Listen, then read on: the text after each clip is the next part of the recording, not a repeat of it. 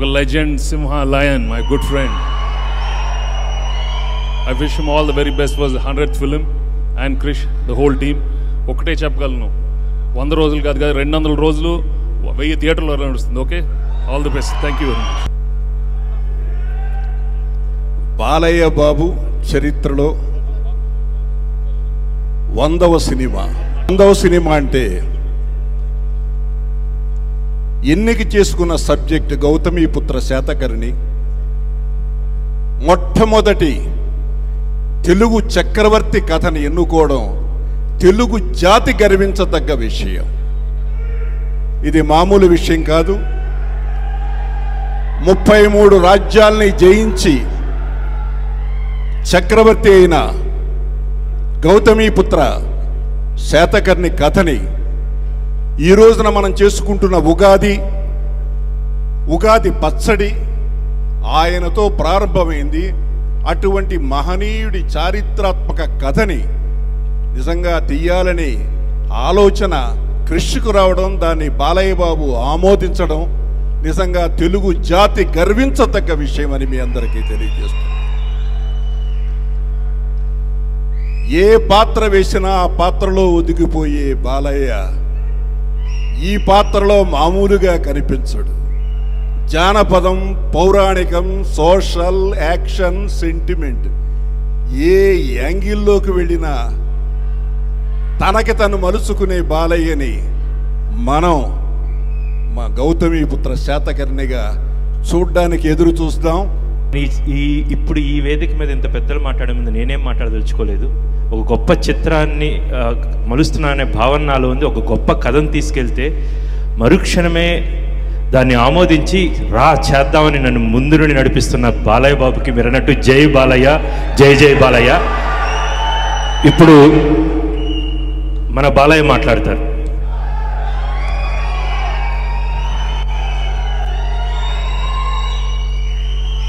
ముందుగా గౌతమీపుత్ర శాతకర్ణి చిత్రానికి, నా 100వ చిత్రానికి ప్రారంభోత్సవానికి విచ్చేసిన దర్శకరత్న దాసనారాయణరావు గారికి, అలాగే దర్శకేంద్ర శ్రీ రాఘవేంద్రరావు గారికి, అలాగే సింగీతం శ్రీనివాసరావు గారికి, కోదండరామరెడ్డి గారికి, విజేంద్ర ప్రసాద్ గారికి, అలాగే భరద్వాజ్ గారికి, మెగాస్టార్ చిరంజీవి గారికి, అలాగే విక్టరీ వెంకటేష్ గారికి, అలాగే మా ఆతిథ్యాన్ని అంగీకరించి ఈ కార్యక్రమానికి ముఖ్య అతిథిగా విచ్చేసిన తెలంగాణ రాష్ట్ర ముఖ్యమంత్రి శ్రీ కల్వకుంట్ల చంద్రశేఖర్ గారికి, అలాగే సినిమాటోగ్రఫీ శాఖ మంత్రులు శ్రీనివాస్ యాదవ్ గారికి, మిగతా ఇక్కడికి విచ్చేసిన నా తోటి కళాకారులకు, సాంకేతిక నిపుణులకు, నిర్మాతలకు, అభిమానులకు ముందుగా మా యూనిట్ తరఫు నుంచి మీ అందరికీ ఆహ్వానం పలుకుతున్నాను. చాలా సంతోషంగా ఉంది ఈరోజు. ఎన్నో సినిమాలు అనుకున్న తర్వాత నా 100వ చిత్రం. ఎందుకంటే అనుకోవడానికి 100వ సినిమా అది సినిమా కావచ్చు అందరికీ, కానీ నాకు మాత్రం అది ఇన్ని విభిన్నమైన పాత్రలు చేసి నా ఈ యొక్క నటన ప్రస్థానంలో మరి 100వ చిత్రం అనగానే అనుకోకుండా అది కాకతాళీయంగా లేకపోతే యాదృచ్ఛికంగా ఎన్నో సినిమాలు కథలు వినడం జరిగింది. అందులో కొన్ని నచ్చాయి, కొన్ని నచ్చలేదు. ఎందుకంటే కొన్నేమో మన 100వ చిత్రం స్థాయికి, మరి నాకు 100వ చిత్రం అంటే ఇంకా ఎన్నో సినిమాలు చేయాలని ఒక ఆశ, తాపత్రయం, తపన ఉంది నాలో. ఎందుకంటే ఎప్పుడైనా సరే ఒక కొత్త దానాన్ని తెలుగువారు ఎప్పుడు స్వీకరిస్తారు, ఆదరిస్తారు అనడానికి నాన్నగారి కాలం నుంచి కూడా ఆయన ఎన్ని వివిధ పాత్రలు చేసినా కూడా ప్రజల మీద నమ్మకంతో కాలం ఆయన వెంట నడిపించుకుంటూ, కాలం వెంట ఆయన నడవకుండా ఎన్నో చిత్రాలు ఆయన చేయడం జరిగింది. వాటినన్నిటి కూడా ప్రేక్షకులు ఆదరించారు. అలాగే ఆ తపన ఒక ఆయన వారసుడిగా మరి నాలో కూడా ఉంది. ఎన్నో రకరకాల పాత్రలు, వైవిధ్యమైన పాత్రలు చేయాలని, ఎన్నో మంచి కథా చిత్రాలు చేయాలని, అలా తపన ఇంకా నన్ను ముందుకు నడిపిస్తుంది. అటువంటి తరుణంలో మరి అందరు ఎన్నో ఆశలు పెట్టుకున్నారు 100వ సినిమా అని. సరే, దానికి తగ్గ స్థాయికి కొన్ని కథలు లేవని అనుకోకుండా కాకతాళీయంగా యాదృచ్ఛికంగా అంజనీ పుత్ర క్రిష్ గారు రావడం, ఈ యొక్క గౌతమి పుత్ర శాతకర్ణి కథను చెప్పడం, దాని తర్వాత నాకు అనిపించింది అవును చాలా గొప్ప పాత్ర. ఎందుకంటే మన తెలుగు శకానికి అంటే మనకి ఇద్దరు వ్యక్తులే సూచించారు, మన కాలాన్ని ఇద్దరు సూచించారు ఈ భూమి మీద. ఒకటేమో ఆయన క్రీస్తు అయితే రెండవది ఈ యొక్క శాలివాహనుడు, అదే ఈ గౌతమి పుత్ర శాతకర్ణి.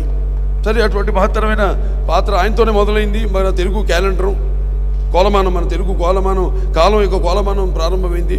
అటువంటి అద్భుతమైన పాత్ర. ఇంకోటి బాధాకరమైన విషయం ఏంటంటే చాలామందికి తెలియని పాత్ర కూడా అయింది అది, దురదృష్టవశాత్తు. అది నాకు బాగా బాధ కలిగించింది.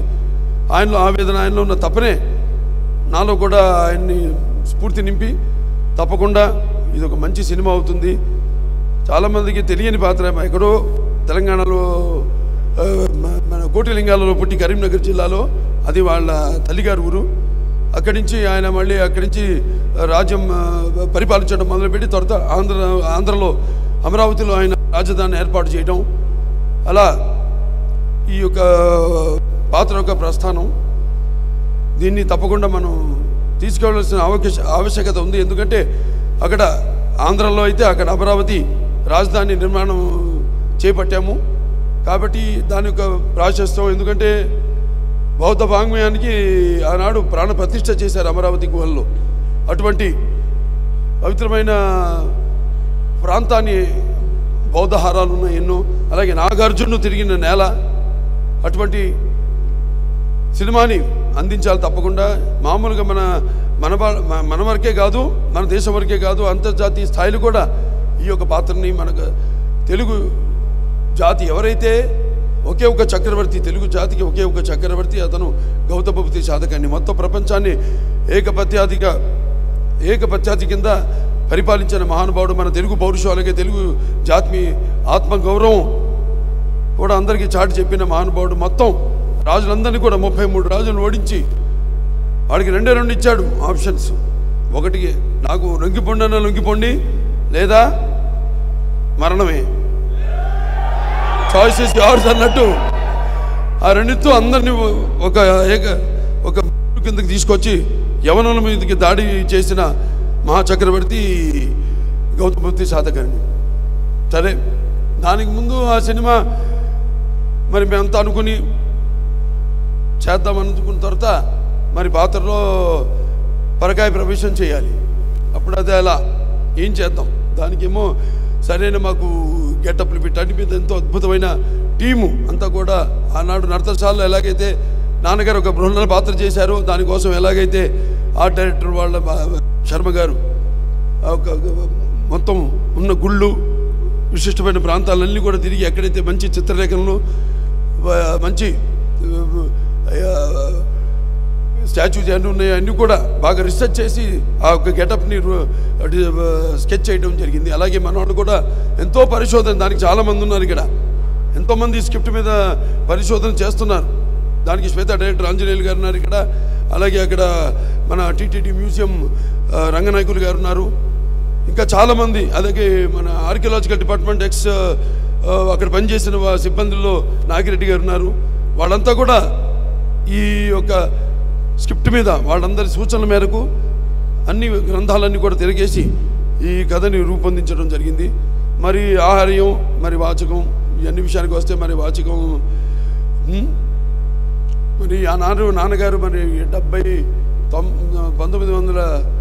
1973లో నా నుదుట ఈ యొక్క నట తిలకం దిద్దారు. మరి అప్పటి నుంచి ఈ యొక్క 43 ఏళ్ల ప్రస్థానంలో 99 చిత్రాలు, మరెన్నో నడుస్తూనే ఉన్నాను, గెలుస్తూనే ఉన్నాను. అప్పుడప్పుడు కొన్ని అపజయాలు కూడా నాకు ఎదురుపడ్డాయి, కానీ నా చిటుకుని వేలు కూడా కదిలించలేకపోయాను.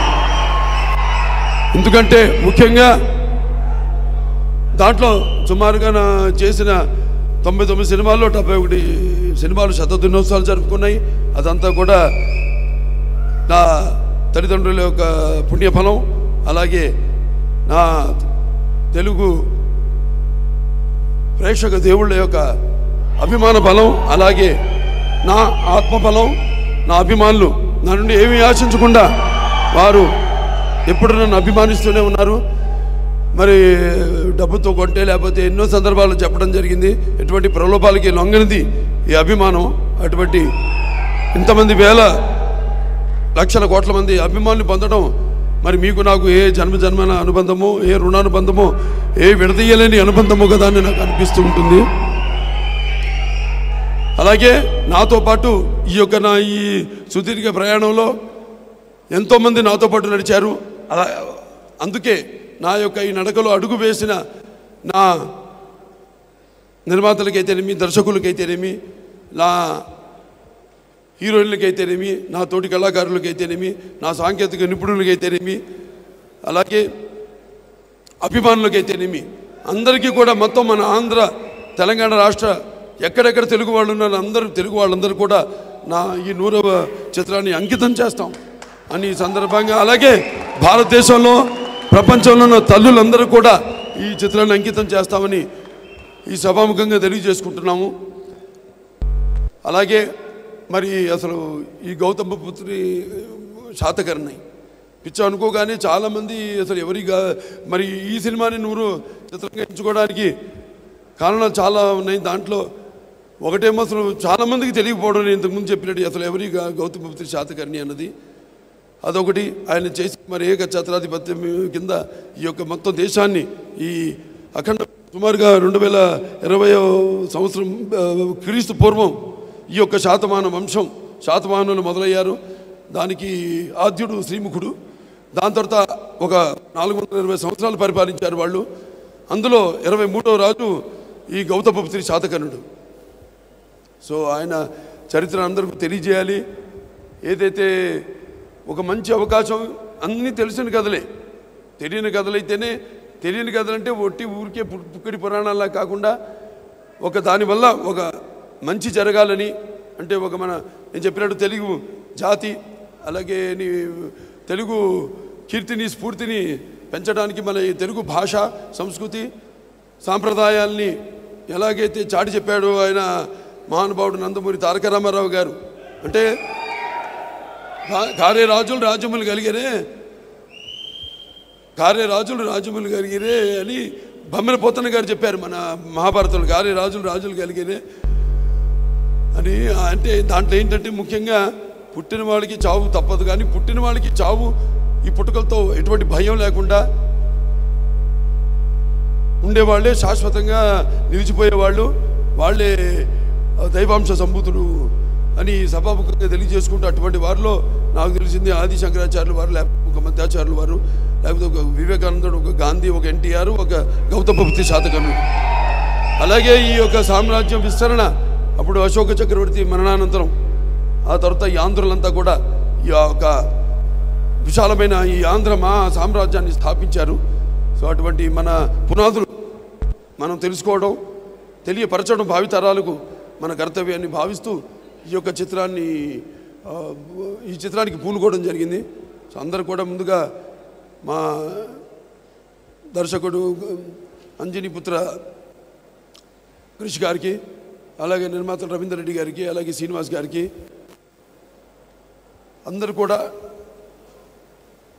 అలాగే ఈ చిత్రాన్ని పనిచేస్తున్న సాంకేతిక నిపుణులు అయితేనేమి, నటీనటులు అందరూ కూడా నా అభినందన తెలియజేసుకుంటూ, అందరూ కూడా మాకు ఒక జనరల్గా ఒక అలవాటు, ముందుగా నెమ్మదిగా ఒక్కొక్క అంచులుగా మెట్టెక్కుతూ ఎలాగైతే జీవితాన్ని మనం అన్ని రంగాలు కూడా మనం భాగించుకోవాలో అలాగే సినిమా కూడా అటువంటిది.